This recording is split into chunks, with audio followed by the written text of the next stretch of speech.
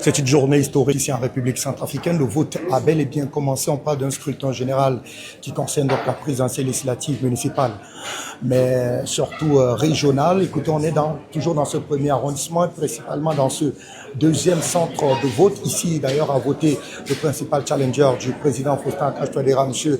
Anissé Georges Dologuélé. On a suivi de près, en tout cas, ce processus ici à l'hôtel de ville. Juste derrière moi, voyez-vous, le dispositif est donc bien entendu mis en place. Vous avez là, eh bien, le dispositif des scrutateurs qui sont donc bien entendu présents dans ce centre de vote. Tous les candidats, les 7 précisément engagés à cette élection présidentielle ont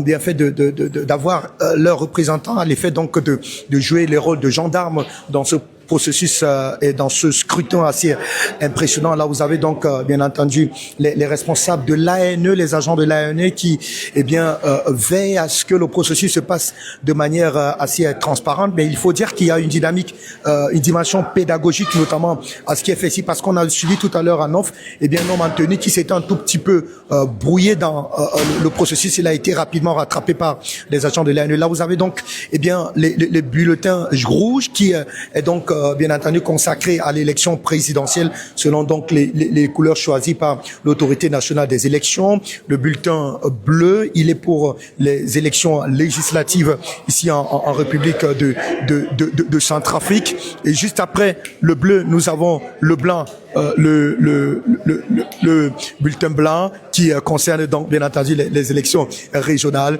et enfin le noir pour ce qui est des municipalités et le gris pardon pour ce qui est des municipalités. Voilà donc monsieur le dispositif qui prévaut ici là dans un malaise pendant le dernier meeting de campagne. Comment vous vous sentez aujourd'hui? Écoutez, j'ai eu le malaise, comme vous l'appelez, il y a 3 jours. Le lendemain, j'ai continué la campagne, je l'ai terminée. Et donc, je fais grâce. Êtes-vous confiant quant à l'issue de ce vote? Oui, ça me paraît évident. Donc, je suis très confiant. Eh bien, Excellence, s'il y a un message peut-être qu'il faudrait adresser au peuple centrafricain, si jamais vous êtes élu, quel serait ce message?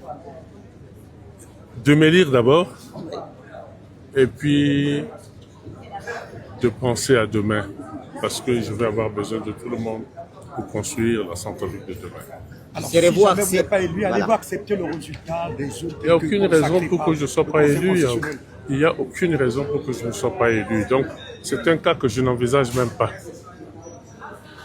Merci beaucoup, Excellence. Je vous en prie.